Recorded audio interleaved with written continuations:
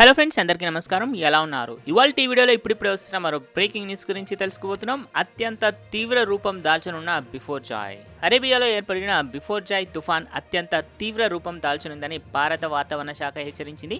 రాబోయే 24 గంటల్లో తీవ్ర రూపం దాల్చి భారీ వర్షాలకి కారణమవుతుందని ఒక ప్రకటనలో తెలిపింది. బిఫోర్ జాయ్ ప్రభావం తెలంగాణ మరియు ఆంధ్రప్రదేశ్ పై కూడా ఉంటుందని హెచ్చరిస్తోంది. సో న్యూస్కి సంబంధించిన కంప్లీట్ డీటెయిల్స్ తెలుసుకుందాం. ఫ్రెండ్స్, అంతకన్నా ముందు మీ అందరికీ వచ్చిన రిక్వెస్ట్, ఈ వీడియోని ఇంకా లైక్ చేయండి. ఖచ్చితంగా ఒక లైక్ చేయండి. మీరు ఇచ్చే ఒక లైక్ మాకు ఎంతో సపోర్ట్ మరి ఎంకరేజింగ్గా ఉంటుంది.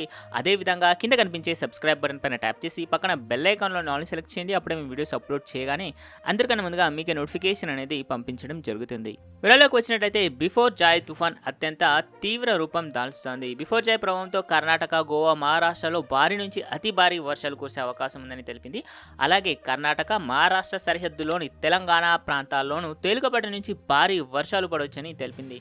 మత్స్యకారులు అరేబియా సముద్రంలో చేపల వేటకు వెళ్లవద్దని అధికారులు హెచ్చరిస్తున్నారు. తుఫాన్ ఉధృతి పెరిగే సమయంలో బలమైన ఈదురుగాలులు వీయనున్నాయి. తుఫాన్ మరింత బలపడి ఉత్తర ఈశాన్య దిశగా పయనించనుంది. ప్రస్తుతం గోవాకు 690 కిలోమీటర్ల దూరంలో, పశ్చిమ ముంబైకి పశ్చిమ నైరుతి దశలో 640 కిలోమీటర్ల దూరంలో తుఫాన్ కేంద్రీకృతమై ఉంది. అరేబియా సముద్రంలో ఏర్పడిన బిఫోర్ జాయ్ తుఫాన్ ప్రభావంతో రుతుపవనాలు బంగాళాఖాతంలో శ్రీలంక కింది భాగం నుంచి విస్తరిస్తున్నాయి.